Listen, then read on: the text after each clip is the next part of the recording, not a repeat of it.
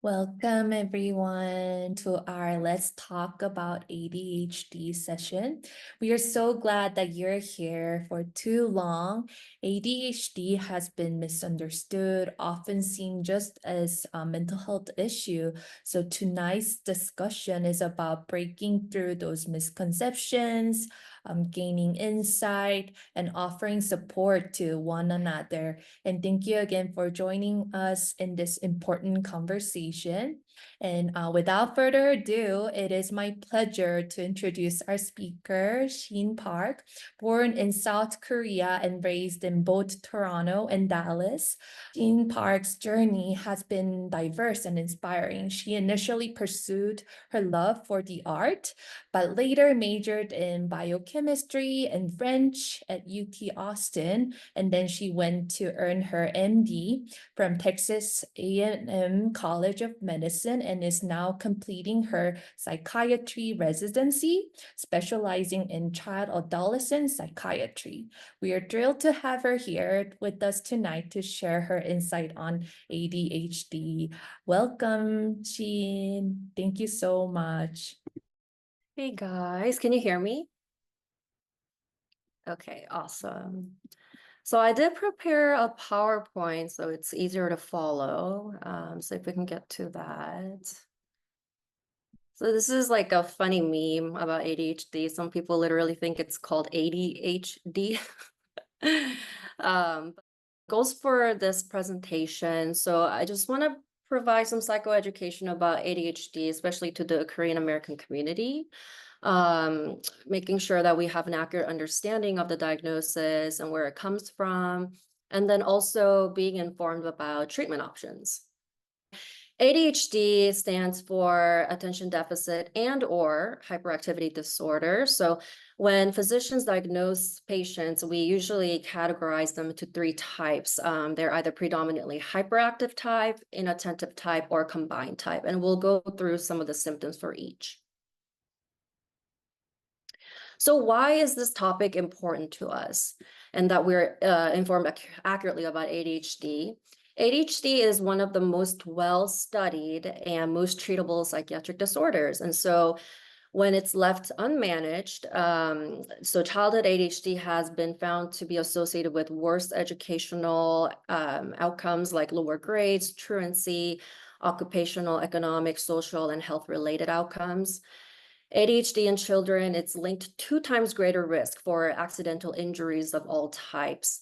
And this is because of impulsivity, inability to delay gratification. And later I'll show you parts of the brain that is associated with ADHD. And one of the part is called prefrontal cortex. It's in the very front of your brain. That part is responsible for executive functioning, so planning and whatnot. So there's some aberrancy there. And then adolescents with ADHD, they have a higher risk of seeking substances and greater difficulty with substance use disorders. ADHD symptoms can negatively impact the ability to drive safely in adolescents and adults. And then by clinical definition, there will be a significant impairment in academic/occupational functioning, social, and interpersonal situations. What is ADHD? So ADHD is a neurodevelopmental or a neuropsychiatric condition. It's affecting preschoolers, children, adolescents, adults all around the world. And it's characterized by decreased sustained attention, increased impulsivity, and hyperactivity. And a criterion that needs to be met for you to have a clinical diagnosis is that there is an evident and significant impairment in functioning of the areas that we previously mentioned. Briefly about epidemiology, it is prevalent in 5 to 9% of children, and 60% of these children will continue to have symptoms persist into adulthood. Usually by adulthood, the hyperactivity part dies down, but then the inattentive symptoms will continue. 3 to 5% adults will have this, and 5% worldwide prevalence. Kind of tying it to Korean Americans or Koreans in general, So this is the most updated, published, and accessible article that I was able to find. And this reviews prevalence and comorbidities of ADHD among patients in Korea. So this study used data from the Korean Health Insurance Review and Assessment Service. From 2008 to 2018, it says that there was actually an overall increase of the diagnosis. So for children and adolescents, there was 1.47 times more diagnosis, and then for adults, 10.1 times. However, notably, this was still lower than global average. And then while the overall trend was going up, you will see actually there's a sudden drop, decrease from 2013 to 2015. And when you read about the reason, it actually shows you the impact of social awareness and stigma can have. So one of the reasons was that there was a negative campaign going on in South Korea at that time for overdiagnosis of ADHD. And then in 2013, changes were made to insurance claim processes. So outpatient counseling and psychiatry, if they were not prescribed any drugs, they were able to be claimed by a general health consultation code rather than like a specific disease code. So obviously a lot of patients opted for this generalized code to avoid stigma and having that ADHD diagnosis embedded in their chart. The important part about this is that that is without drug prescription. So, you can imagine what does that say about the treatment that was received at the time. A little bit of history. So first ever text describing ADHD like behavior in medical literature dates back to 1775. This is Dr. Waker. He's a German physician, and he wrote the earliest reference for behavioral disorder that resembles today's symptoms of ADHD. He was progressive at the time because he believed that what he observed was not because of, moral wrongs or spiritual influences, but this is a legitimate physical illness. And one of the quotes that he says is in one of his memoirs is, such people only hear half of everything. They memorize or inform only half of it or do it in a messy manner. And they're reckless, imprudent, and the inconstant in execution, so they don't finish projects. They treat everything in a light manner since they're not attentive enough to feel denigration or disadvantages. So it sounds pretty much like ADHD. These are some famous figures, historical and current figures that have been studied for ADHD for their life stories or that shared publicly their diagnosis and treatment process. If we can just have the audience answer the guy in the very right corner. Anybody know who that is?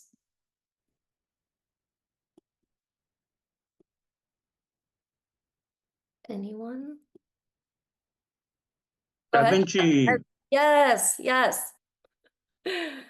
Awesome. Yes, Da Vinci. And then what about the one right next to him?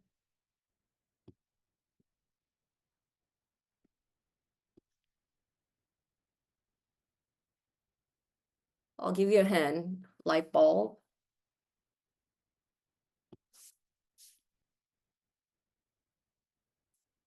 Edison. Thomas Edison. Yes. And then Albert Einstein. So he's known to have like actually a lot of comorbidities as well on top of ADHD. So like people suspect some autism in him. It's very interesting if you read his biography. And then that Korean celebrity on the very bottom left, anybody know who that is?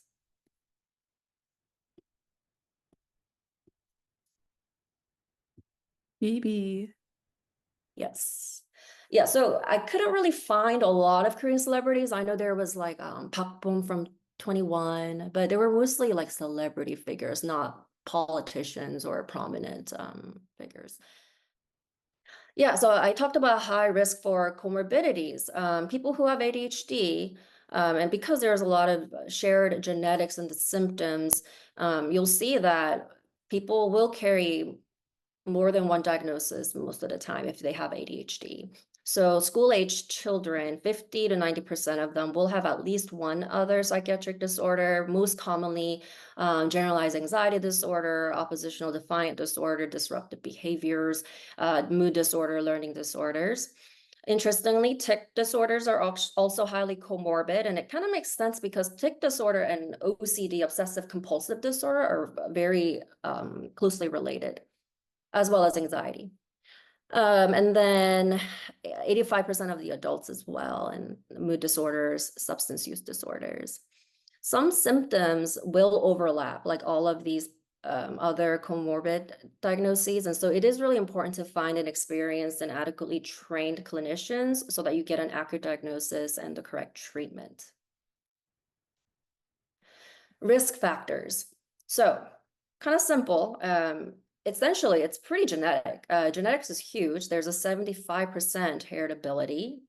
If any non-genetic factors listed would be any interruptions to the fetal/infant brain during their development. So prenatal toxin exposures, drugs, particularly stimulants like cocaine, hallucinogens, smoking, prematurity, low birth weight, any type of mechanical injury to the mother or the baby, early deprivation. Those are some non-genetic factors. I did have one patient with a really complex ADHD case. He was a 5-year-old. He was accompanied by crying grandparents because he was already kicked out of 4 kindergartens. And then they said it's second week of school and they already got like 14 referrals. He was already on a lot of different medications, and it turns out his mother was incarcerated as soon as he was born, and during her pregnancy, she abused a lot of cocaine, meth, and MDMA. Okay, so genetic factors. Again, the etiology is largely genetic, and this is supported by twin adoption studies as well as family genetic studies. Another area of interest in 1995, so these scientists named Cook and colleagues, they found an association with dopamine transporter genes. And there are other dopamine transporter genes that have been studied, and they mostly alter the presence or action of dopamine. Now, parents with ADHD, they have a greater than 50% of chance of having a child with ADHD. And then close to 25% of children with ADHD will have parents who meet the formal diagnostic criteria for ADHD. So you can see that there is a big genetic component to it. So there are 2 main neurotransmitters involved in ADHD. Neurotransmitters are, I guess, type of chemicals that work in your brain to have communication. Dopamine and norepinephrine, these neurochemicals have been shown to be involved in impulse control, prioritization, focus, decision-making, frustration tolerance, and time management, among many other important mental processes. And the brain of people diagnosed with ADHD, they show some kind of deficit in the way that these neurotransmitters work in specific areas of the brain. So this is like a general, I guess, anatomy of the brain. And I went through some papers, like literature, that essentially summarized all the studies that studied the morphology as well as activity level through a PET scan, functional MRI, as well as so that would be describing like how the blood flows to the brain and whatnot. But essentially all of the studies, what they said was there is not a structural damage, but you will see lower glucose metabolism, blood flow, etc., to locations specifically prefrontal cortex, and then some of these other areas. So particularly, and I don't know if this would be of interest to anybody, it's anterior cingulate, globus pallidus. So that's part of basal ganglia. That is going to be linked with motor symptoms as well. And the caudate, that's also basal ganglia, thalamus, cerebellum. And so the brain is very, very, very complex. They function with networks and circuitries. And so different parts of the brain will send signals, and in harmony, they will produce some certain type of symptoms. So it's not simple, like, one part of the brain is responsible for this. with like pancreas, for example, it's like, you know, that they're responsible for producing insulin, all this stuff, but the brain is much more complex than that.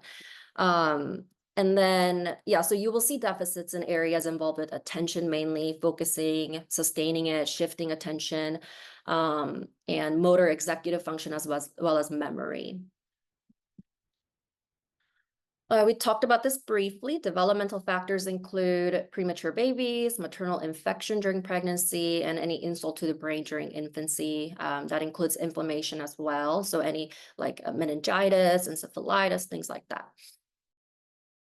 Let's see. So diagnosis. So something I do want to preface is saying that just like depression and anxiety, they're normal parts of life. Now, there comes a point where it becomes a clinical diagnosis, but just like that, attention deficit hyperactivity, they can be normal for certain developmental stages, especially for growing boys, or even maybe you just have a temperament, you know, towards that direction. However, it becomes a clinical illness when it starts to significantly impair your academic, occupational, relational, social, just day-to-day basic functioning. So this has to be present in at least two settings. So what usually happens is usually at school, the teachers will be begging the parent for some type of evaluation by a psychiatrist because they're being disruptive, they're getting detention, ISS. I mean, they're just destroying the class.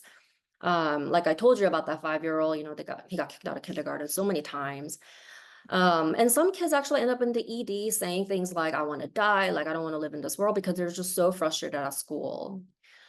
When this usually happens, so a lot of the times it is hard to get in with a psychiatrist. So you can go to a primary care physician who should be able to diagnose you with ADHD, and they will do the first line treatment. And if it's a uncomplicated ADHD, usually, you know, you can get stable on a medication. However, when it's more complicated than that, you know, they're refractory to treatment. That's when we usually get the referral as child psychiatrists. We give a scale, it's called Vanderbilt scale form. We have numerous teachers fill that out and then have the parent fill it out as well at home, and then we'll review all of them. When a patient comes in, we will take initial evaluation will be like 60 to 90 minutes, and we take a very thorough history. So not only, you know, current symptomology, your psychiatric history and social history, substance use history, all of that, but also full developmental history. And then I need like prenatal, perinatal, toddler information, and then if the mother had any complications with her pregnancy. So where physicians come in handy is that, you know, you want to rule out with appropriate workups if there are concerns for overlapping medical problems that can look like ADHD. So example is absence seizure. People kind of zone out and, you know, they look like they're not focusing or they're not caring. Hearing, visual impairment, thyroid abnormalities, hypoglycemia. You also need to be aware of cardiac history because this can be a contraindication for some of the stimulant medications. There are like computerized tasks that some companies will make. You have to pay a ton of money for it. So this is not known to be a useful diagnostic tool actually, but it is a good objective measure for before and after treatment. Clinicians, we used the DSM-5 diagnostic criteria. This is essentially like the Bible of the psychiatrists and psychologists. It's really tiny, but there are multiple criterions for DSM-5 diagnosis of ADHD. So first one is that there's a persistent pattern of inattention or hyperactivity. And it says that there is an interference with functioning or development. And then, like I said earlier, it's further categorized into two types. I am not going to go through all of these, but you can see that there's all these symptoms for inattention and then for the hyperactivity component. Now, for a child, you have to meet at least 6 of them, and it has to have persisted at least 6 months. And then for adults, I believe it's 5. But then there's other diagnostic criteria that we meet for adults as well. So yeah, you guys can kind of take a look at it and see if y'all like resonate with any of them. Usually they're just like all over the place. So that was criteria A. B is that these symptoms were present before 12 years old. And then again, it has to be present consistently in 2 different settings. And then as I'm emphasizing, and hopefully that will be like a major takeaway, there has to be, with any psychiatric disorders, severe evident interference with or reduced quality of social, academic, occupational functioning. And then obviously, you know, this is not because of other psychiatric disorders like schizophrenia or, you know, major depressive disorder, generalized anxiety disorder, etc. So what does ADHD like actually look like in real life, right? In Korean, like I remember my parents saying the words like sanmanhe. They're just like all over the place, it's out of control. It can start from infancy, but rarely is it recognized until the child is minimum toddler age. So I guess some behaviors you can look for in infants is like super active in the crib, sleeps little, cries a great deal. But again, it's very hard to even, you know, take a note of that. And then in school, children with ADHD, they can attack a test rapidly, but then they would only answer first 2 questions or make careless mistakes. They have trouble waiting turns. They interrupt, respond before everyone else. At home, they cannot be put off even for 1 minute. And then they cannot delay gratification. They're impulsive in decision making. And then some associated features, some motor issues, emotional ability, and that's because of the parts of the brain that's associated with ADHD. Some of the comments moms make is like, I feel like I'm my child's secretary. Like I have to be on top of all her stuff because she forgets everything. Okay, so could this be something else? Yeah. Even so, not every inattentive or disruptive youth or children, they have ADHD. Even if you do have ADHD, you can have another comorbid condition. Um, you can act out, you can be inattentive because of normal developmental variation, problems related to sleep, like especially obstructive sleep apnea. If you have like wide, broad neck, you snore a lot when you sleep, that can be associated. Impaired hearing, vision, learning disabilities, anxiety disorders, depression, substance use. And so you need like a thorough evaluation. And this is why it's important to find a good clinician. Let's see. So most commonly, I do have generalized anxiety disorder patients come in with a chief complaint of I have ADHD or I think I have ADHD. And that's because when you have that diagnosis, one of the symptoms is that your concentration, attention, memory, they're all affected. And same as depression too. And this is important because let's say like, you know, the reason you cannot concentrate focus is because of depression. And then you keep getting prescribed these antidepressants. You might be called treatment-resistant depression because you're not going to respond to these antidepressants. So, but you need to find out what's causing what. And so until you actually get this ADHD addressed, you probably, you know, your depression probably won't get better. It's also important to realize, you know, these children or people, they're constantly demoralized, they're being punished by their teachers, you know, their parents are frustrated, so they can develop depression. They can really struggle with low self-esteem and just, you know, like end up in the emergency room with suicidal thoughts because of persistent frustration, like I said earlier. So I know I'm going fast, but we have to get to the treatment part. I do want to say presence of ADHD, it does not say anything about a child or a person's intelligence level. Therefore, treatment is not going to make you smarter. It'll help you focus better and I guess your potential to come out actually. So now first line treatment for ADHD, stimulants, medication treatment is actually first line for ADHD. And that's because there's a definite neurochemical basis for this. Some diagnosis within psychiatry, like let's say PTSD, psychotherapy is listed as first line, not medication. So it's important to know that, you know, medication is listed as a first line treatment. Now, except preschoolers, however, the first line should be psychotherapy, and we'll talk about different kinds. FDA approvals FDA approved stimulants, it begins as early as 3 years old, however. So it really is dependent on case by case. These are some overview or quick overview of different ADHD medications available nowadays. Famous one. So all of these, there's like a short release form, instant release form, and then long-term release forms.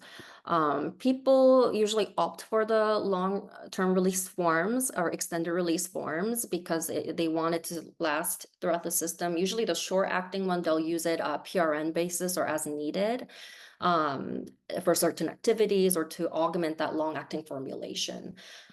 Let's see. And then the second line would be non-stimulants. And so this can be used in combination with the stimulants and first-line agents as like an augmenting agent, or if a patient has horrible response to the first-line treatments, like they have bad side effects or they're just not responding, we can go and try that one too.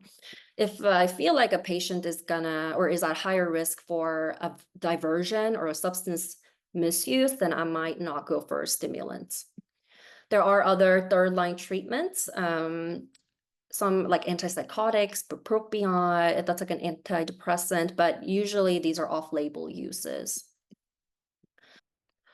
Just wanted to mention this. This is a really cool article. What it essentially says is like, it lists all the different findings in the brain for healthy controls versus those with ADHD. And then they saw that after stimulant treatment, those parts, I guess, disrupted parts, it was actually attenuated and they were able to see that through imaging. So I thought that was really cool.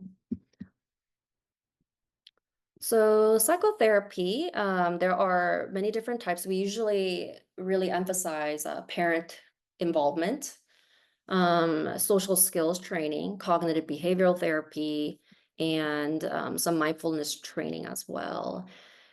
So it is important to have therapy that emphasizes patient is still capable of being responsible for meeting reasonable expectations.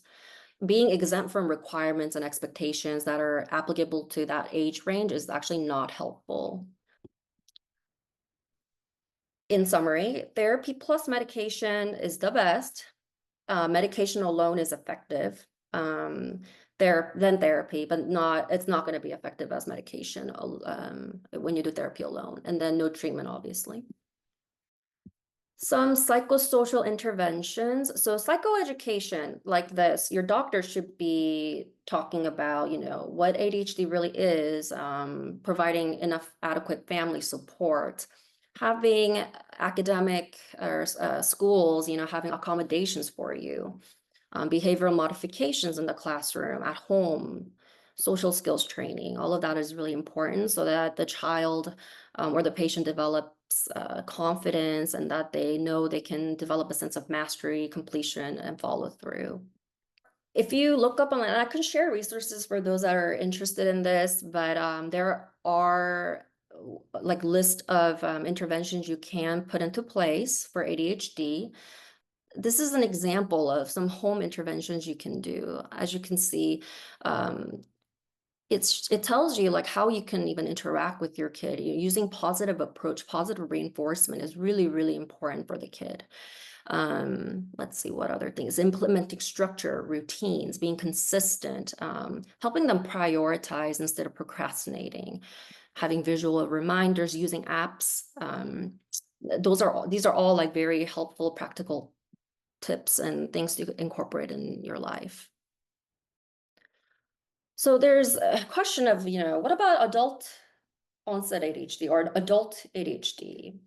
So there is a separate helpful criteria for adult ADHD. It is a area of study that was really intensively begun, I think 1970s. And usually there has to be some type of retrospective diagnosis of ADHD in your childhood, and then an evident impairment right now in your adulthood. So these usually are the people, the 60% of those ones from childhood, who did have that diagnosis, but maybe were missed and now presenting with residual symptoms mostly, so the inattentive symptoms. This is really difficult to diagnose sometimes because it's all self-subjective reports. So having their parents kind of comment on it, seeing previous school reports, those things are helpful. So this is going to be approached very differently than if we get like a child or adolescent patient. But the treatment will be the same. So the bottom line from this PowerPoint, with ADHD, you do need a thorough evaluation. Assessment are needed by an experienced and well-trained clinicians. You can go to a psychiatrist, pediatrician, your primary care physician. Because of high likelihood of other existing psychiatric issues with ADHD, really the physician should be able to have a tailorized plan for you, and help you incorporate other than stimulants what could be beneficial in your life, whether it's intervention, psychotherapy, etc. I want you guys to know that medications have been studied for many, many, many years, and it shows safe tolerability is effective, and as shown by anatomical structural changes and symptom improvements. To end, ADHD really is among the most treatable and well-studied psychiatric disorders. These are citations for today's presentation. Thank you so much, Siin. The next part is the question and Q&A session.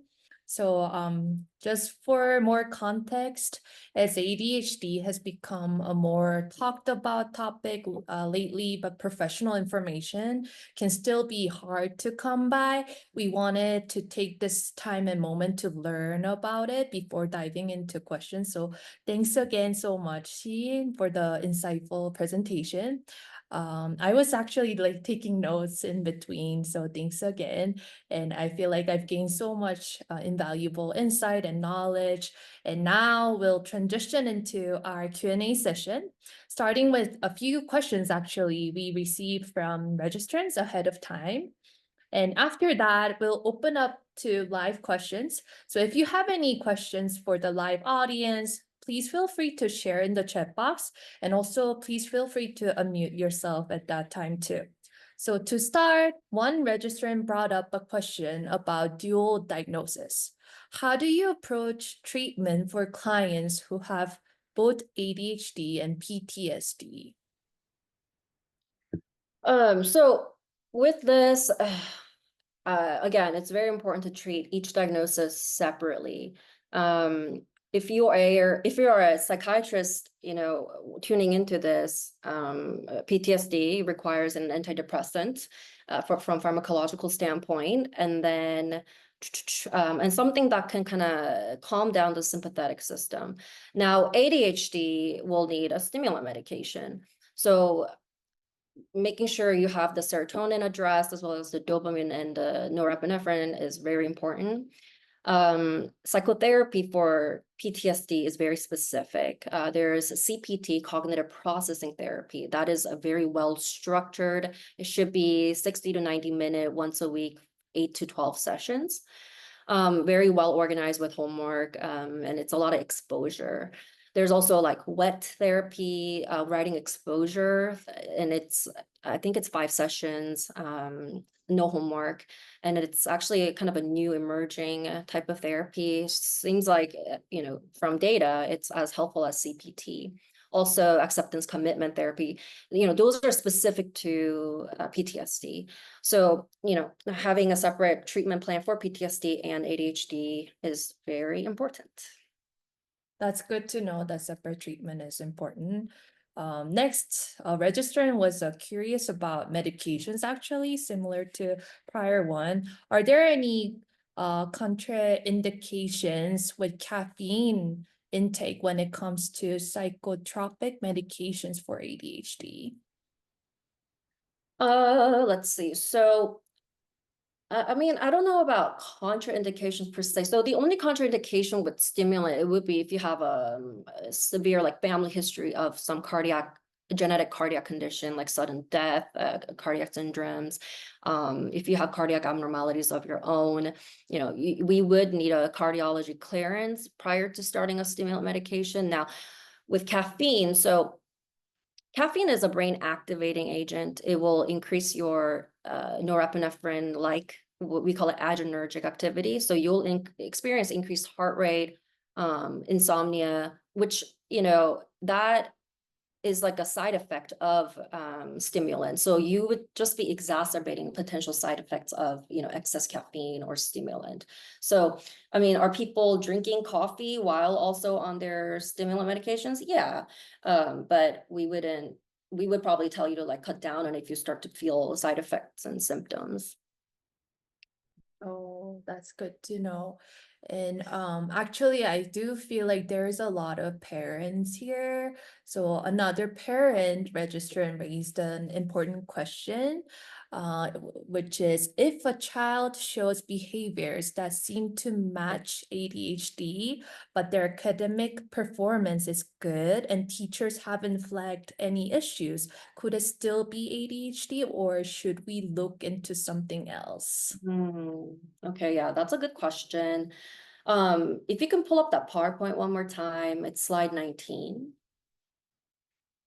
So, you know, I talked about how we will categorize it into three types.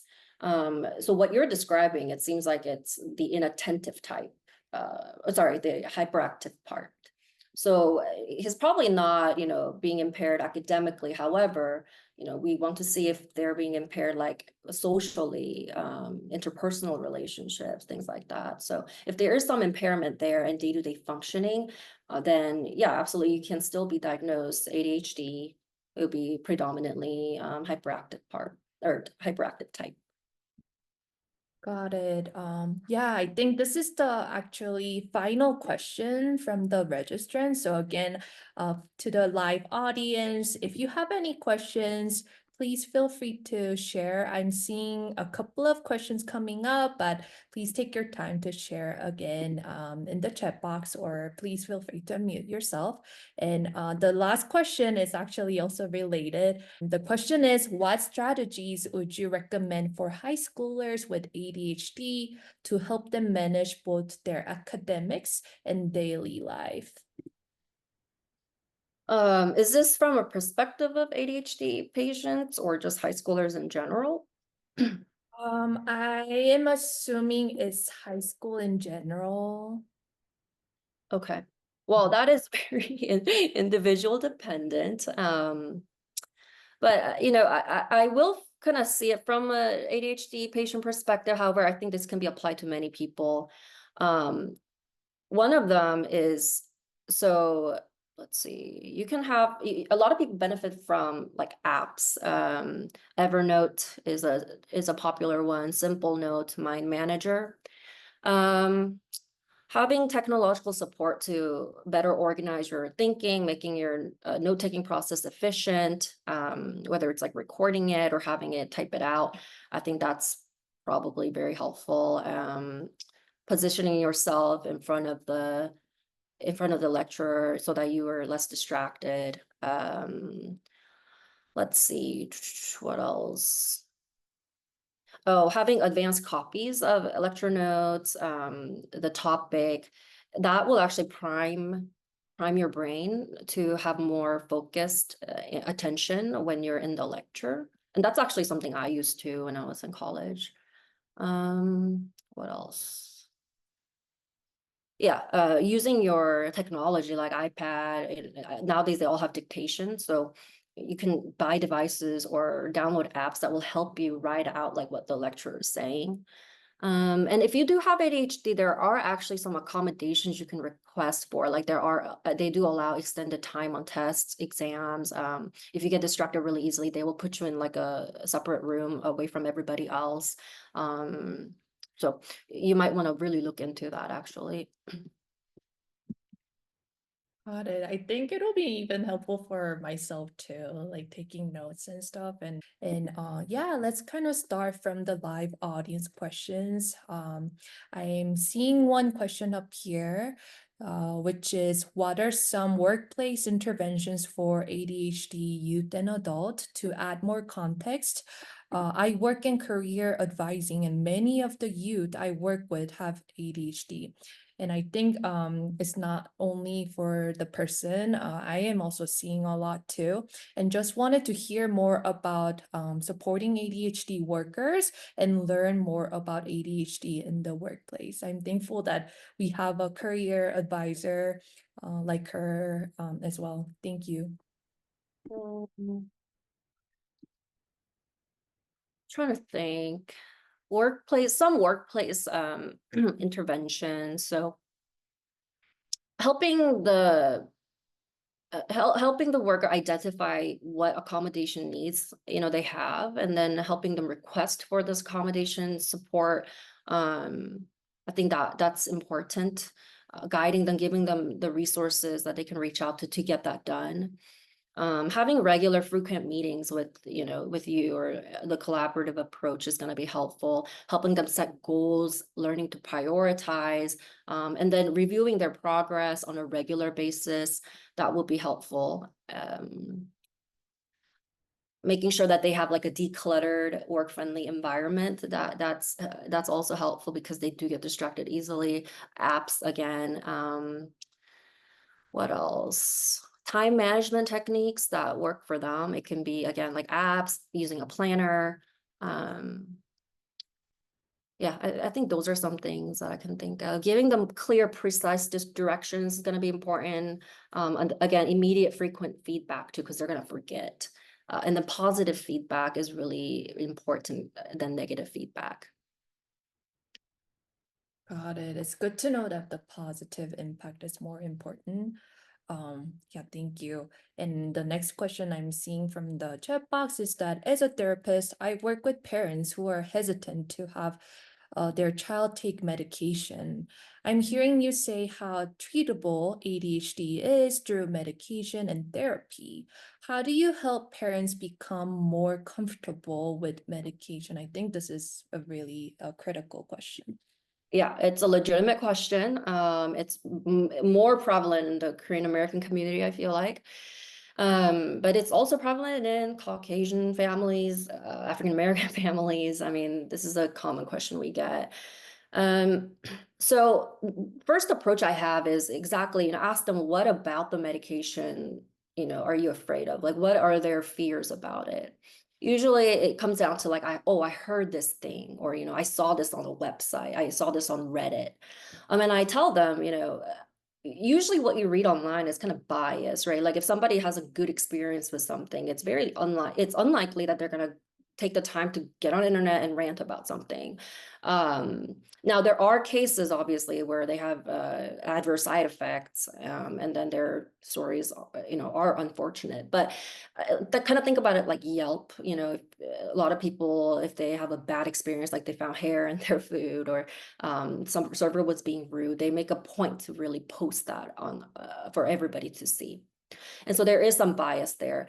But as a scientist or as a physician, providing actual data like I did for you guys, with statistics, explaining the study to them, because most patients will not have the literacy to, or the parents will not have the literacy to actually like analyze the paper. So helping them do that, I think that really eases their mind, that this is not just, trial and error for your child, but really there's already so much evidence supporting how efficacious this treatment is.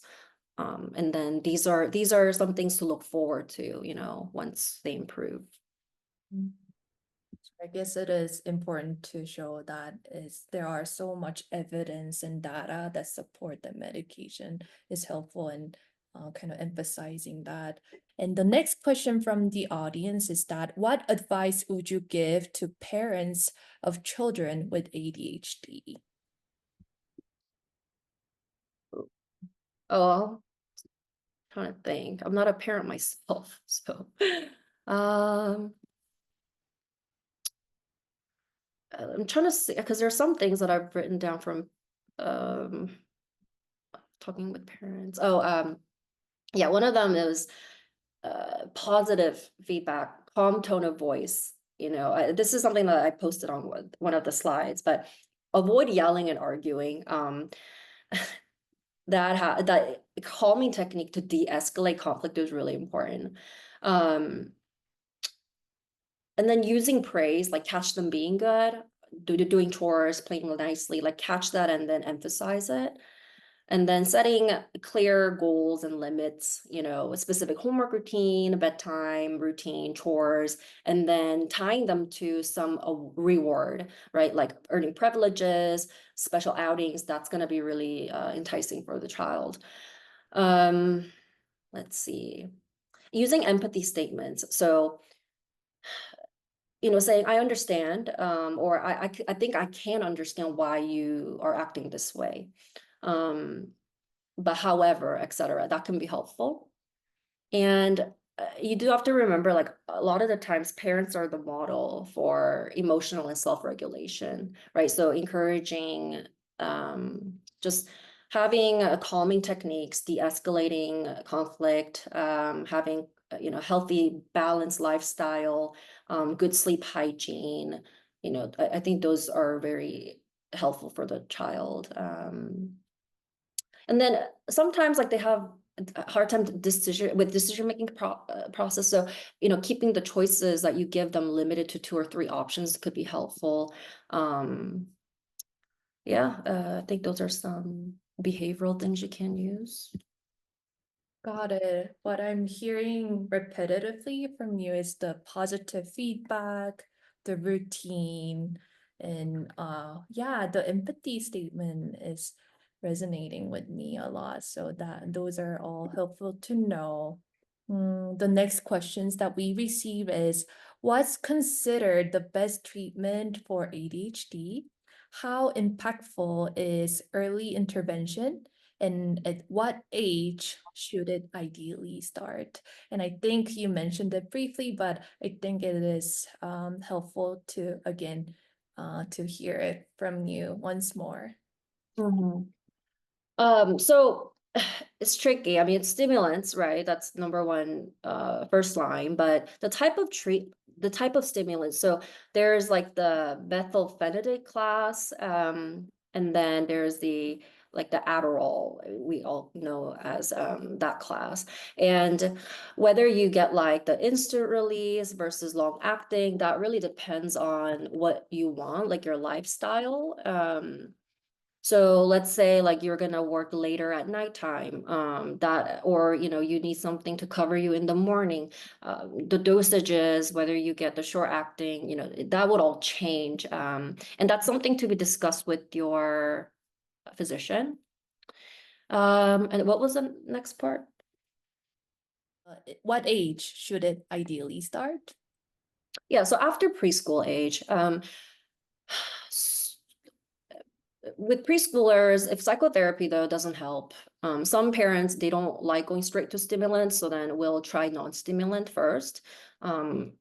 Even though there's guidelines, obviously psychiatry is like biopsychosocial, so we do take everybody's like genetics, home environment, all of that into consideration. So there are exceptions that we do make. Got it. Oh, thank you so much. I'm seeing more questions here. One question that I'm seeing is how important is it to get diagnosed with ADHD first and then to receive treatment? Because getting ADHD diagnosis can be expensive and inaccessible for many. I wonder if just targeting specific behaviors to work on with the therapist can cause any harm. No harm. I mean, it's always better than nothing for sure. And I mean, in some kids, like psychotherapy will be very helpful. It's just that unfortunately for ADHD, there's such a clear neurochemical basis for it that you do need medication. Kind of like if you have diabetes, let's say like type 1, right? Like the one that's genetic. Um, for type 2, you can tell them like, hey, have a healthier lifestyle, eat better, reduce sugar, all this, and then maybe their A1C will drop. But if you're lacking insulin, no matter how much you do that, like behavioral lifestyle intervention, you're gonna lack insulin, you're gonna need insulin. So that's how I like to kind of see it, if that makes sense. Uh, thank you.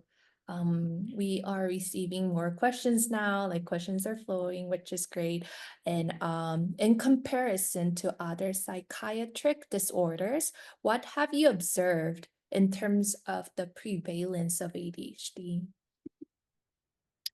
Much more frequent in kids. Now, obviously, I just want to put a disclaimer. I'm a third-year resident physician. I wish I was like a 60-year-old seasoned attending who can tell you about all these experiences, but still, I think I've seen quite a bit of patients. And ADHD, I mean, a lot more of that in the child and adolescent world, because it is really causing issues at school, and the mom's like, I can't do this. With adults, I feel like they come in because of concerns for ADHD-like symptoms, but it's usually because of like unaddressed generalized anxiety disorder or major depressive disorder, or even like bipolar disorder. Because if you're hypomanic, like you're not full on manic, like you're at the hospital or anything, then you can kind of mask your bipolar symptoms. So what you see and observe could be just the hyperactivity part, and that can sort of look like ADHD. So those are some things that I've noticed. For some kids, like it's interesting because yeah, like we'll have kids with generalized anxiety disorder. You give them antidepressants for it, but they don't get better. And then you realize like, oh, you give them a stimulant because you realize like there's like a concentration deficit and whatnot, and their anxiety just goes away. It's like it disappears. So yeah, everything I talked about, it's very applicable to real practice. Oh, I see, I see. After you shared about medication, I'm seeing like more registrants and also the audience curious about the treatment and medication. The next question that is related to that is how impactful is medication for successful treatment of ADHD? Can you be productive and manage with only regimen and possible support from friends and family? I would say no if you do truly have ADHD, because it's very different. It's a different domain from like, slight depression, and even with major depressive disorder, like, you do need like there is some kind of deficit with the serotonins, right? And so sometimes like people wouldn't be even able to engage in psychotherapy or like relational things with family. And so I would say no, but again, that's not to say there aren't exceptions. And the other question, sorry, my brain cells are like they're drying up. But what was the next part of the question? How impactful is medication for successful treatment for Okay, ADHD? yeah, it's very. Let me just pull up some data. Let's see. So the average response rate to medication says is 70%. Overall response rate in the short term within 12 months for stimulants is about 90%. And then whether an individual will have equal response to, the methylphenidate class versus amphetamine, the Adderall class, it really is different. Let's see. Yeah, it seems like there is no really difference in which one works better or it is more tolerable between the two classes. Just, it is very individualized, and it's just kind of like cholesterol medication. For some people, like pravastatin will cause muscle aches, but then for some people, atorvastatin will. So, I mean, it's kind of like that. But when you see like this considerable data that supports, benefits of ADHD treatment, you can see that it can be very beneficial. I see, I see. The next question is actually more on the misconception side. What are some common misconceptions about ADHD that you have encountered in your practice? Mm.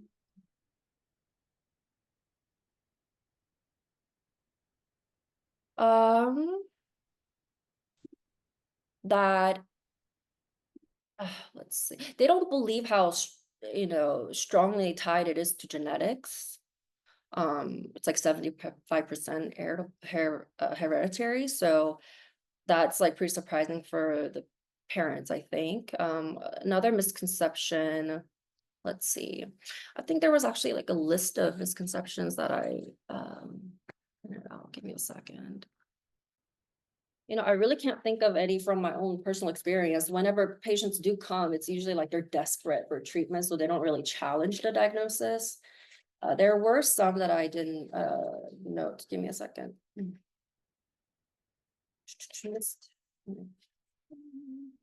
Oh, here we go. Yeah, so one of the misconceptions is I'm an adult. Doesn't ADHD only affect children? Some people think, there is some limitation with ADHD and joining the military. Some people think that women with ADHD that, that are pregnant, it's like, well, I can't take medicine, while I'm pregnant. Some people really do think ADHD is not a disorder. I mean, I didn't even really know about ADHD until I came to America. So like, it was just recent that I found out what it was called in Korean.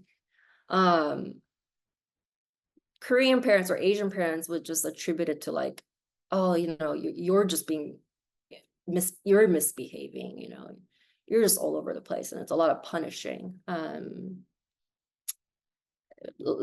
common misconception ADHD is overdiagnosed. It's not. And you can see that example from the data from Korea that I showed.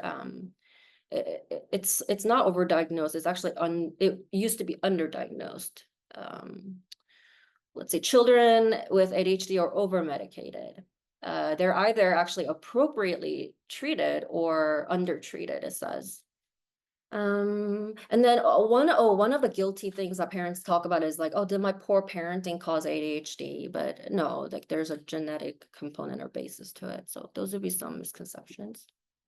Oh, I love that how you have the list on a separate paper. I knew this would be asked actually, so I prepared. You're so prepared, even if like you're continuing to learning and gaining more expertise in the actual setting. I can tell that you're also like an avid learner too. So thank you again so much for sharing that list with us. And the next question is, how would you navigate diagnosing an adult or older teen with ADHD if they have found ways of masking their symptoms over time? Are there secondary symptoms that might exist as a result of their efforts to mask? I would need like specific examples. I think it kind of boils down to like, is it causing impairment though? Right? Like, can you like live? Can you function at work? If you're able to mask the symptoms, I think it would mean you're able to function. However, if you're coming home because you're feeling super anxious and agitated, and that's impairing your, day-to-day functioning, that would be a different story. So maybe it wouldn't be the ADHD, but you already have like another comorbid disorder that needs attention.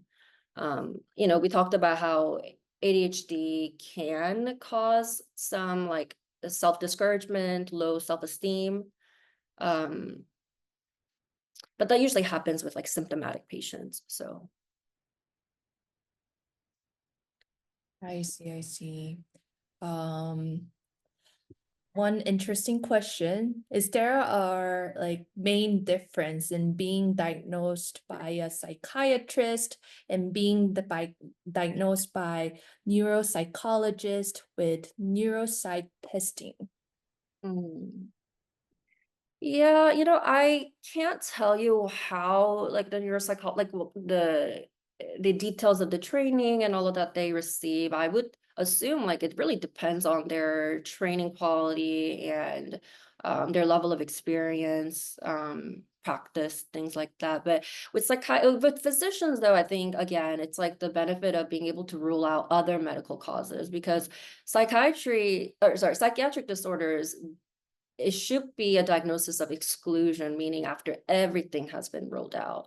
So there are certain workups, like medical workup symptoms that we look for, like physical symptoms that we also assess for.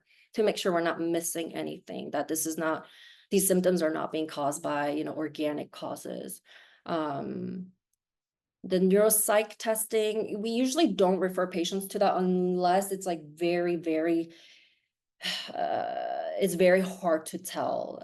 I did have like one patient that I had to get tested because, well, it turns out she had Asperger's, but she was very awkward in the way she communicated with me, so I couldn't really get a good history from her. So that's why we sent her to neuropsych testing.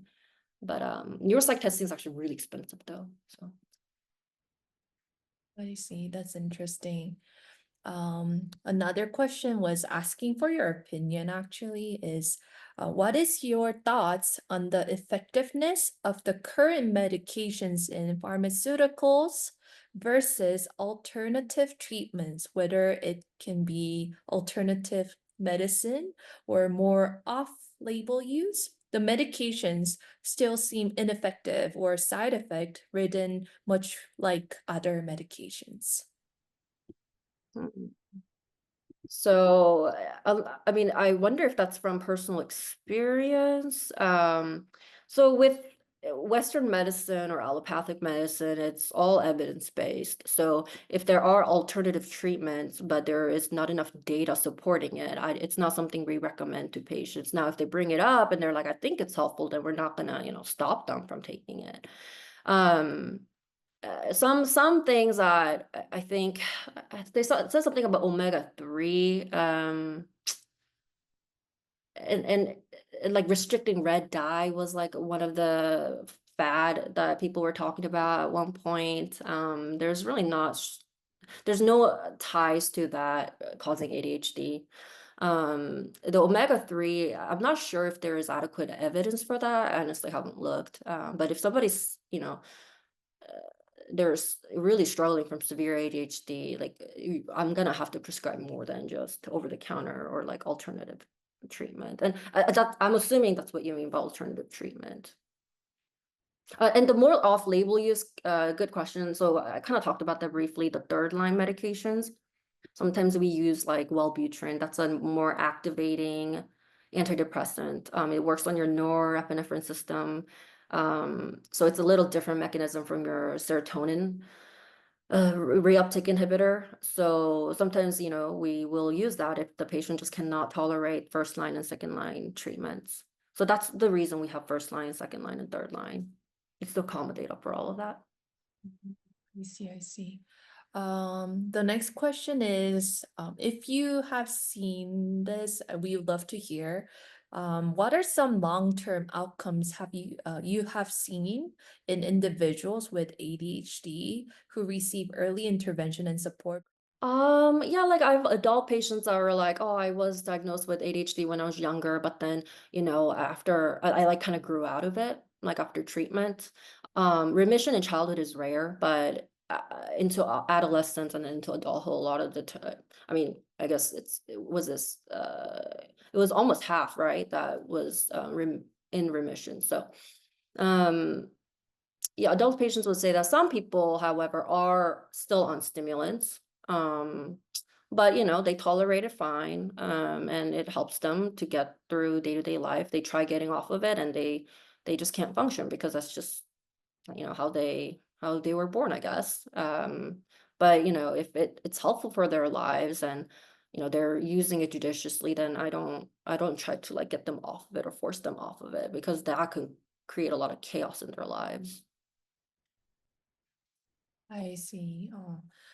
Another interesting question actually. Can you say anything about purposed usefulness of ADHD or ADHD-like characteristics? Neurodivergent is a term thrown around. Hmm. Is neurodivergent like a new like popular term like online? I think so. Personally, I cannot speak for everyone, but I am seeing more in social media at least. But yeah, again, I cannot speak for everyone, but that's how I personally feel. And I'm seeing the comment here saying, yes, it definitely is. Mm. I think there's like a definite like advantage. I mean, how of having ADHD. Sometimes like I see that like those people are like because there's so much energy. Like a lot of the times they are like social butterflies. Um, they're creative too. What else is there? I mean, it is like an illness, right, for a reason. But in terms of like terms being thrown around, I mean, I'm not a fan, I would say, because there's so much like misinformation. Like I remember there was a time where like being autistic was like the cool thing, and or like every parent will come and be like, I think my kid is bipolar because, they just have mood swings. Which is not true, So those terms being thrown around, in today's day and age with like such rapid transmission of information, it's kind of scary, honestly. I don't know, is there anybody else that want to speak on that? I'm not very savvy with like, it was this year that I made Instagram, so. Yeah, from the live audience, if you like to speak and share your thoughts, please feel free to do so as well. Can I say something real quick? Yeah. I asked a question, so just to elaborate more, if like you're not familiar with the term, I know like neurodivergent. I've even heard like some clinicians and stuff use it. So, Mm. um, I'm not sure the history of it, but I was kind of like referring to that, and also kind of like like on social media, you have a lot of people that will see like things about kind of what you were saying, how ADHD characteristics of it, or like Asperger's can invoke a lot of creativity, or like they even make claims that like people like top CEOs have it and things like that. So, Mhm. Yeah. Um, I see. So I guess if you think about it in like a spectrum point of view, I think there's give or take. I'm sure, like I'm not exactly sure what advantage like the CEOs have with ADHD, if it's not treated, because it would be really disruptive. However, like I can give you an example, like narcissism, like narcissistic personality disorder, like a degree of it, it would be beneficial for you to like move up to the top, right? Because you wouldn't really be tending to other people's like emotion. You're just using other people to get to where you need to be. Um, Asperger's, yeah, I mean, it is cool. Like I just had a patient, like I think she's 10. No, she's 8. She's like obsessed with string theory. I mean, like she's brilliant. She's already taking AP math classes, which is crazy. So yeah, there's definitely like really cool aspect about it, but she's also really struggling to make friends. The reason I saw her was she was discharged from the emergency room because she was suicidal. She didn't see a point in living, and she was only 8. So I think there's always like nothing extreme is good. And even if it looks good, there is still I'm sure there's still some things that people deal with, behind the doors. That's what I think. And I do see a really good comment here, which I can read on behalf. Neurodivergent has actually been around for a long time. It was first used as an umbrella for autism, as in to say that there's a spectrum of autism. Now it's used more widely to describe people with behavioral developmental disorders. Interesting. That. Yeah, not a term that we like use in, I guess, academic setting, but it's actually important. It's good for me to know too. So I know what my young kids are talking about. But moving back to the cultural side, I guess I know Siin, you shared about that you were not aware of ADHD back in Korea. The question is, how do cultural perspectives influence the understanding and treatment of ADHD within the Korean American community?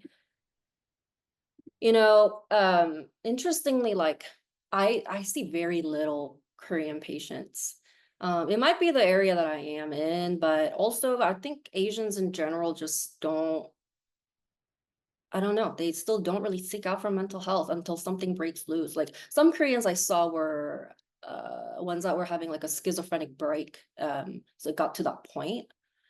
Um, I think, and this doesn't just apply to ADHD, but I think people have a hard time just like admitting that they have a diagnosis, or parents admitting that their child has a diagnosis.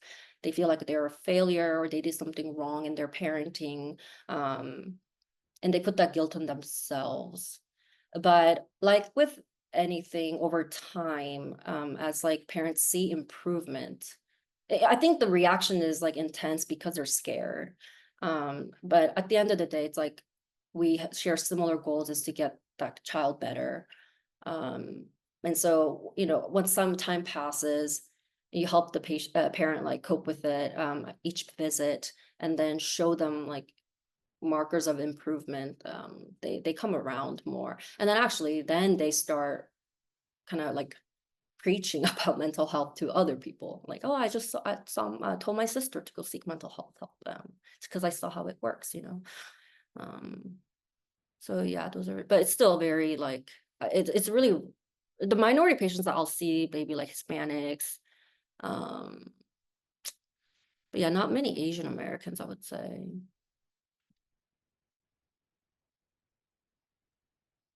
That is interesting, but I can also see why there's a tendency of the patients too. Um, I know that we are almost around the time where we might have to finish, but we can receive a couple of more questions. But the question that I can address here is, what are your thoughts on the use of technology, such as apps or online resources, in managing ADHD symptoms? And I think it might be critical, especially knowing that you're seeing less Korean American or Asian American patients as well. So apps to like help ADHD patients or to get the word out more? I am not too sure, but I think it's more around helping it get out to you more, like more accessible ones. Yeah, so there's a website called psychologytoday.com, I think. Let's see. Yeah, and then you can plug in your zip code and then it'll actually show you all the places that you can find a therapist or mental health care professional. Like if you're looking at apps that are like helpful for ADHD patients, it's like some of the ones that I mentioned earlier for school and stuff. But one I see a lot of patients use religiously is like the basic reminder app on iPhone. They use that religiously, and sometimes like they're embarrassed to show me what they write because they write so like in detail. Like make sure I give that purple thing to my boss, like so they use that app religiously. Does that answer the question? I think I'm literally running out of brain juice. No worries. I think this is a great actually follow-up questions to use it as our finale question, which is, what resources or support networks do you recommend for families dealing with ADHD? Yeah, so I do have a couple of websites. One of them, it's called chad.org. Child It's for both child and adults, and they have like excellent resources. Support groups, it really depends on your region. I know for Central Texas, there are a couple specific organizations, like through like religious affiliations as well as academic centers. And so there's a couple of those. Usually if you look through academic centers like near you, there's probably like even free groups. Yeah. If I find more, let me like gather some resources and then send it to Jiwon, and maybe like she can email it out to those who are interested. Yeah, I think that'll be really helpful. And again, thank you so much, Sheen, for your willingness to gather those resources and share with us. And I think a lot of us here, including myself, would appreciate that. So yeah, I will get back to all the registrants and all the live audience here who have joined today. Once Sheen gets back to me with more of the resources, and if there are again any lingering questions after our fireside chat session, please do not worry. Please feel free to reach out to us. And again, on behalf of Mustard Seed Generation, I would like to extend a heartfelt gratitude for our wonderful speaker today, Sheen. Sheen was actually lately super busy. So Sheen, once again, for your time and dedication and for your invaluable insight and wisdom shared today. And I'd like to introduce several resources for you to explore, everyone.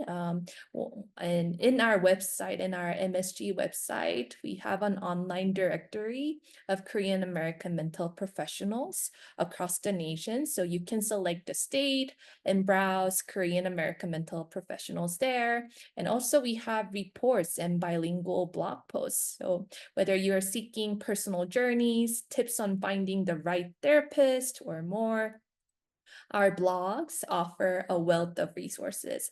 I read it time to time whenever I want to do like a leisure quick reading. So I benefit a lot. So I can tell that I highly recommend. So if you would like to explore, I would suggest you to explore as well. And we also have an incredible podcast hosted by Dr. Sam and Sharon Kim.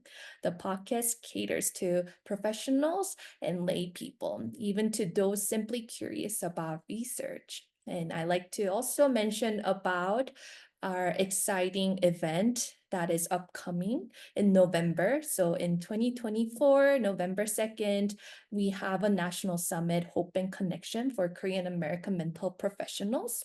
It's a great opportunity to explore key mental health topics, including workshops on psychosis, attachment, serving the Korean elderly, autism, and we'll be having a panel session for grad students on the careers after grad school and also about private practice. The event is open to everyone, but this event is specifically designed for Korean American mental professionals and students. So if you are in undergrad, you are also welcome. If you're interested in mental health, we welcome you. So more details are available on the website, which is msgsummit.org, or you can simply take out your phone and scan this QR code as well.